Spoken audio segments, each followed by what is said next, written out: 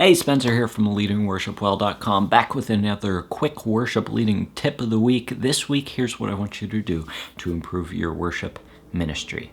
And that is to make a list of 3 people that you can ask to join your worship team.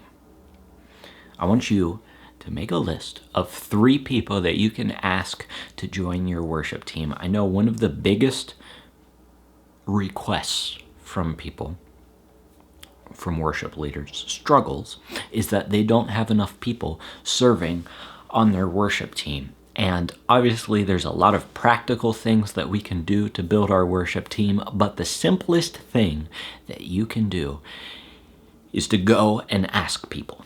One-on-one, walk up to them and say, hey, I was wondering if you'd be interested in joining the worship team.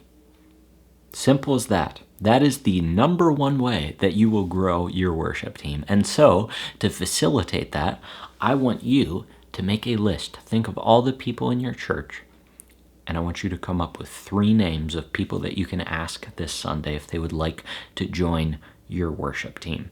And I already hear the alarm bells going off in your head, but here's what I want to encourage you.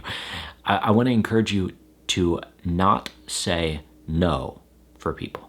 I don't want you to say no for people in your church. I do this all too often, and I'm sure I'm not the only one, when it comes to finding volunteers in our church. We find all these excuses in our heads where we're like, well, that person can't join the worship team because they've got a couple young kids and they probably can't make it to rehearsals on Thursday nights, and so I just won't ask them.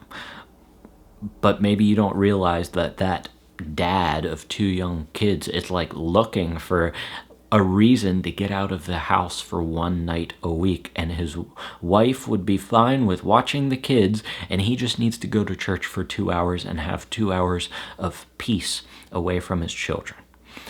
And that would bless him tremendously, and on top of that, he would be a great fit on the worship team. See how we don't want to say no? We don't want to make assumptions about why people can't serve in our church. We just want to ask them.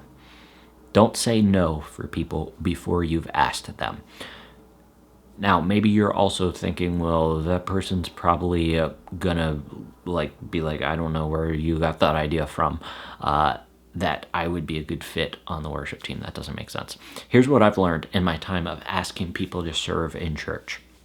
Regardless of the answer, yes or no, of people serving in the church, they are always honored that you asked them. I've had so many moments in ministry where I've walked up to somebody and I said, hey, would you like to serve on the AV team? Would you like to be a sound person? And they're like, oh, I'm horrible with technology. I have no idea about any of that stuff. You picked the completely wrong person. But thank you so much for asking me. It always ends with but thank you so much for asking me, because when we ask people, they are honored that we thought of them. They're so glad that we would take time to come up to them and personally ask them. So it's a win-win. Even if they say no, or if they say yes, then you'll have somebody new on your worship team or your sound team or whatever you're trying to get a volunteer for. If they say no, they will still feel honored and valued in that interaction. So just ask people, and they will feel honored that you've asked them.